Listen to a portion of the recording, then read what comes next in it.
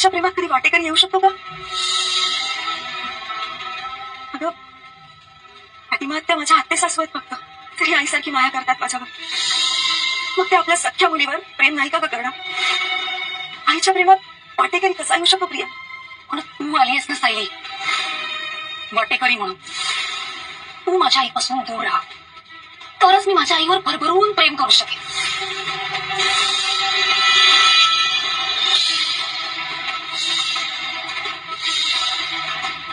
तू खरं बोलतेस प्रिया? 100% तू या घरात येणं बंद कर सायली. मग बघ, मी माझ्या आईला कसलाच त्रास होऊ देणार नाही.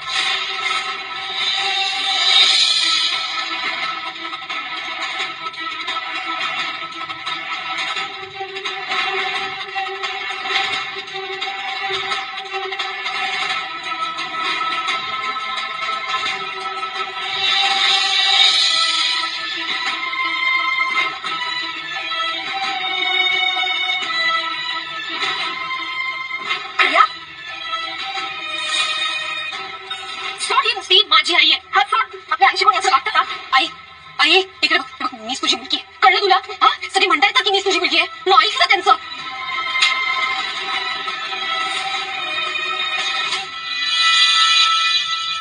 तुझी पाठ राखेल सायली आता येणार नाहीये. तुझा सत्रुवास आता सुरू. ये सायली, सायली आज ह्या घराचा जो उंबरठा तू ओलांडला आहेस ती माझी लेक आजपासून. नमस्कार मित्रांनो, ठरलं तर मग या मालिकेच्या आजच्या भागात आता महिप्त त्या बाईला प्रियाची पूर्ण वाढण्यासाठी पूजा घेण्यासाठी किल्लेदारांची वाढलेली धमाका करणार आहे.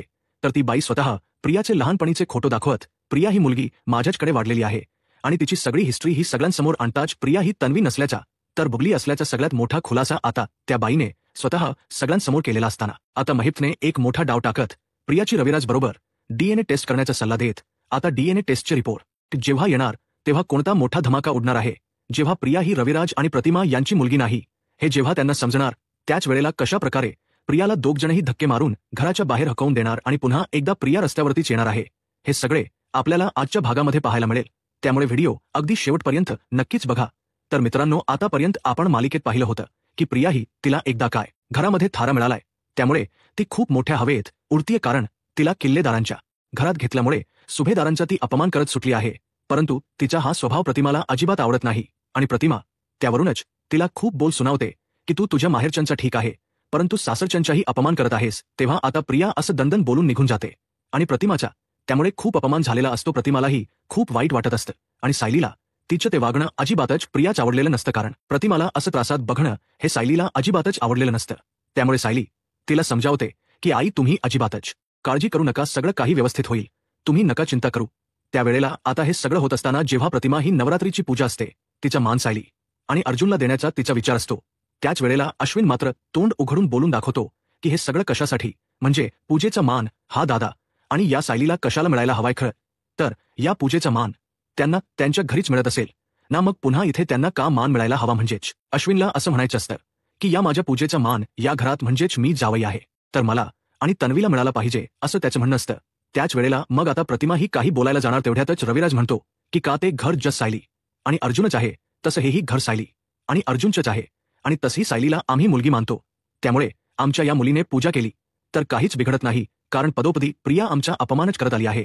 त्यामुळे जर सायलीने आमच्या घरातली पूजा केली तर तेवढाच देव आमच्यावरती प्रसन्न होईल असंच आम्हाला वाटते. त्यामुळे या घराची पूजा करण्याचा मान किंवा या पूजेचा मान हा सायली आणि अर्जुन यांनाच मिळाला पाहिजे, असं रविराज ठामपणे त्याचं मत अश्विनला सांगतो आणि अश्विनची बोलतीच बंद करतो. तर आता हे सगळं जाऊन अश्विन हा आपल्या लाडक्या तन्वीला सांगतो आणि असं घडणार आहे. त्यामुळे तिलाही खूप राग येतो. ती म्हणते की नाही, हे असं कसं घडू शकतं, मला हे अजिबातच आवडलेलं नाहीये. म्हणजे आपण इथे राहत असताना त्या दोघांना पूजेचं मान देण्याची काय गरज होती. अश्विनी आता तिला खूप बोलून दाखवतो. त्यावेळेला मग अश्विनला ती म्हणते की आता तू बघ मी काय करते ते. तेव्हा मग तो म्हणतो की काहीच करण्याची गरज नाहीये. आता तुझ्या लक्षात आलं असेल ना तन्वी की इथेही आपल्याला काहीही मान नाहीये, परंतु तरीही आपण इथे आलोय का तर फक्त तू हे सगळं बोललीस ना म्हणून. पण आता मला इथे अजिबात आवडत नाहीये. तेव्हा मुद्दामच तन्वी त्याला बोलून दाखवते की नाही अश्विन, आपण असा विचार नको करूया. खरं तर ते माझे आईवडील आहेत, तुला माहिती आहे ना ती सायली कशी लोचड आहे आणि ती सगळ्यांना स्वतःच्या बाजूने करून घेत असते. त्यामुळेच खरं तर हे सगळं घडलंय, परंतु आपण हे करायला नको असं मुद्दामच तन्वी त्याला बोलून दाखवते, कारण तिला इथून या सगळ्याच्या त्याच्या तावडीतून सुटायचंच नसतं. म्हणजेच सायलीच्या बाबतीतले आपडेच तिला कायम हवे असतात म्हणूनच ती तिथून निघायला मान्य नसते. तर इथे महिप्त आता ठरवतो की नागराज शेड बस झालं आता तर प्रियाचा काही करून पर्दाफाश करायचाच आहे. तर नागराज हा महिप्तला सांगतो की आता कसं करायचं. तेव्हा महिप्तला तो विचारतो की मला सांग, तुझ्या डोक्यात काही प्लॅनिंग आहे का? तेव्हा मला घरी लवकर निघावं लागेल. मग महिप्त विचारतो की कशासाठी, काय आहे आज घरी? तेव्हा महिप्तला नागराज सांगतो की अरे आज ना घरात त्या दादाने पूजा ठेवली आहे, म्हणजे नवरात्री निमित्त. तर घरात ते सुभेदार वगैरे सगळे काही आलेत आणि अर्जुन साहिली पण आहेत. तर मला वाटत की अर्जुन साहिलीलाच या पूजेचा मान दादा वहिनी देतील. आता हे ऐकल्यावरती महिप्तच्या डोक्यामध्ये वेगळाच प्लॅनिंग सुरू होतं. महिप्त म्हणतो की एक काम करा नागराज शेठ, तुम्ही वा पुढे तुमच्या घरी पूजेसाठी हजर राहा, मात्र धमाका करायला मी तिथे येतो या बाईंना घेऊन. तेव्हा मग नागराज म्हणतो की नक्की काय काय आहे डोक्यात तुझ्या महिप्त? तेव्हा महिप्त सांगतो की तेव्हाच तुला समजेल, मी सांगतो कसं व्हायचंय काय व्हायचंय ते, तू आता पुढे जा असं म्हणून तो त्याला घरी पाठवतो. आणि इकडे सायलीची प्रतिमा कौतुकच करत असते आणि म्हणते की सायली हे बघ, आता मी तुला एकच गोष्ट सांगते, ते म्हणजे या पूजेचा मान तुला आणि अर्जुनलाच मिळाला पाहिजे. त्यामुळे तू आणि अर्जुन दोघजणही मिळून ही पूजा करा. तेव्हा अर्जुनही आलेला असतो आणि खरं तर प्रतिमा त्याच्या मर्जीला टोही डावलत नाही. अश्विन हा म्हणतो की पण मला हे चुकीचं वाटतंय, कारण तुम्ही हे खूप वाईट वागताय. तुमची मुलगी स्वतः करत असताना तुम्ही असं दुसऱ्या मुलीवरती. तेव्हा प्रतिमा म्हणते की एक मिनिट अश्विन, मला असं वाटत होतं की तन्वीच सेन्सलेस बोलते, परंतु तू पण तेच करतोयस. अरे ही दुसरी कोणी नाही, सायली या घरातलीच मुलगी आहे. आले का लक्षात तुझ्या? आणि मी आणि रविराज तिला मुलगीच म्हणतोय आपली असं म्हणून आता ती त्याचं तोंड बंद करून टाकते आणि म्हणते की पुन्हा असं बोलू नकोस की दुसरी कोणीतरी. सायली ही माझ्या मुलीपेक्षा काही कमी नाही, खरं तर प्रियापेक्षा मला ती जास्त जवळची आहे असं म्हणून आता अश्विनचीही ती इज्जत काढण्यास कमी मागे बघत.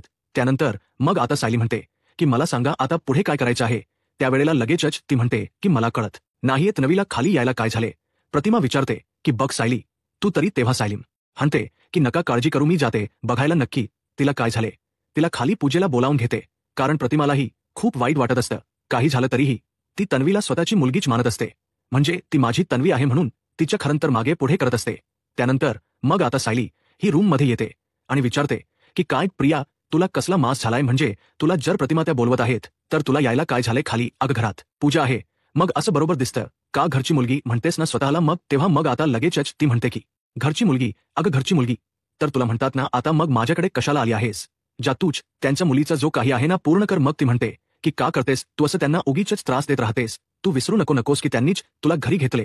तेव्हा मग ती म्हणते की ठीक आहे घेतलं असेल घरी, माझ्यावरती उपकार केलेले नाहीत, काही झालं तरीही आता मी याबाबतीत शांत बसणार नाहीये. तुला असेल ना पुळकात त्यांच्या, जा मग जाकर पूजा काही ते करतसी. तुला आणि तुझ्या त्या नव्यालाच मान मिळालाय ना, मग मला कशाला बोलवतेस इथे? मला कोणाच याही म्हणण्याच किंवा मनाच काहीही घेणं देणं नाहीये. मला इतकंच कळतं की मला या घरामध्ये अगदी तुझ्यामुळे दुय्यम वागणूक मिळते. मी मुलगी असूनही मला प्रेमाची वागणूक दिली जात नाही, कारण तुला त्यांनी मुलगी म्हणले ना. तुझी सो कॉल्ड आई आहे ना ती, मग ज्या असं काय करतेस असं ती बोलून दाखवते. त्यावेळेला मग आता सायली खाली येते आणि सायली आल्यावरती तिचा चेहरा पाहून सगळ्यांना लक्षात आलेलं असतं की प्रिया काय म्हणाली असेल किंवा प्रिया खाली येणार नाही हे सगळ्यांच्या लक्षात येतं. तेव्हा मग आता लगेचच सायलीला सायली म्हणते की बरं ठीक आहे, आपण आरतीला सुरुवात करूया. प्रिया आता सरळच म्हणालेली असते की मी काही खायला येणार नाही, तुला जे काही करायचे ना ते करून घे. त्यामुळे आता सायलीला याच खूप वाईट वाटलेलं असतं की प्रिया अजिबातच ऐकायला तयार नसते. प्रतिमा त्याला प्रिया सायली ठरवते की काही त्यांना सांगायचं, काहीतरी कारण सांगून हे मुद्दाम घडवून आणायचं. तर इथे आता नागराज हा महिप्तच्या येण्याची वाट बघत असतो. तो विचार करतो की नक्की काय आहे, म्हणजे हा महिप्त मला म्हणाला तर होता की खळत तो त्या बाईला घेऊन येईन म्हणून आमच्याच घरी, मग तो सुभेदारांकडे तर चुकून गेला नसे असेल ना, असा विचार त्याच्या डोक्यामध्ये येत असतो. तेवढ्यातच आता सायली आणि अर्जुन हे दोघंही जोड्याने पूजेसाठी बसलेले असतात आणि पूजा सुरू व्हायच्या अगोदरच महिप्त हा त्या मावशीला घेऊन तिथेच किल्लेदारांच्या घरावर आवाज देतो की आहे का घरात कोणीही, असं म्हणून तो आता आवाज देत आलेला असतो. आणि महिप्तचा आवाज ऐकल्यानंतर इथे प्रियाला चांगलाच घाम फुटतो. प्रिया म्हणते की हा आवाज कोणाचा आहे? हा महिप्तचा तर आवाज नाही ना, पण हा महिप्त इथे आता करतोय तरी काय, म्हणजे घरात पूजा आहे आणि याच इथे काय काम आहे आता? प्रियाला पूर्ण धडकीच भरलेली असते, कारण महिप्त जेव्हा जेव्हा येतो काही ना काहीतरी कारस्थान कांड घडतंच हे तिला माहीत असतं. तेव्हा महिप्त आल्याबरोबर म्हणतो की काय मला बसायला सांगणार की नाही? मी पाहून आहे, काही कॉफी चहा वगैरे तुमच्या घरात देव दिसतंय. तेव्हा मग आता लगेचच रविराज म्हणतो की एक मिनिट महिप्त शिखरे, तू इथून आता ब्या बोलाने निघून जा. तू इथे कशासाठी आलेला आहेस ते मला खरखर सांगा. आता प्रतिमा जराशी त्याला पाहून घाबरते. तेव्हा मग आता लगेचच पुढे प्रिया म्हणते की हा अण्णासरांचा म्हणजेच त्या महिप्तचा आवाज दिसतोय, नक्की कशासाठी आला असेल? हा खाली जाऊन बघितलं पाहिजे असा विचार प्रिया करायला लागते. तेव्हा नागराज हा तिथेच उभा असतो आणि बिंदास्तपणे नड असं महिप्तला तो अगदी खुणावून सांगत असतो. तेव्हा मग महिप्त इथे तुझं काय काम आहे असं सगळ्यांनी विचारताच तो बोलायला सुरुवात करतो आणि म्हणतो की एक मोठं काम माझं तुमच्याकडे होतं आणि त्यासाठी मी आलो या ताईंना घेऊन. या ताई कोण आहेत तुम्हाला थोड्याच वेळात समजेल. म्हणजे काय ना, मी प्रस्तावना सांगतो तुम्हाला, म्हणजे तुम्हाला मूळ मुद्दा नक्कीच समजेल. तेव्हा सगळेजण आता महिप्त आल्यामुळे त्याच्याकडेच लक्ष देऊ नसतात की नक्की हा काय सांगतोय. तेव्हा मग महिप्त म्हणतो की बाई तुम्ही बोलायला सुरुवात करा.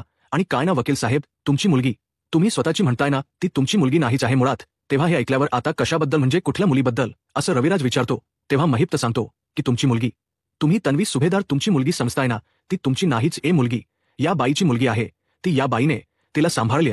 तेव्हा अर्जुन म्हणतो की काय चाललंय तुझं, म्हणजे महिप्त हे सगळं तू कशासाठी करतोयस आणि का करतोयस. मला तर वाटतंय की तू काही कारण नसल्याशिवाय हे सगळं काही करणार नाहीस. त्यावेळेला महिप्त म्हणतो की घ्या ज्याचं करावं भलं.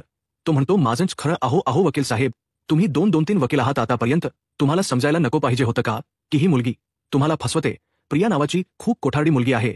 तेव्हा मग आता लगेचच रविराज म्हणतो की मला कळते की म्हणजे ती फसली गेली आहे किंवा तिला फसवले, पण तिला तू फसवले त्यामुळे ती असं वागली आहे. तेव्हा मग आता लगेच तो म्हणतो की नाही, मी फसवलेलंच नाहीये त्या मुलीला, तुम्ही फसवले कोणी, कारण ती आम्हाला फसवती.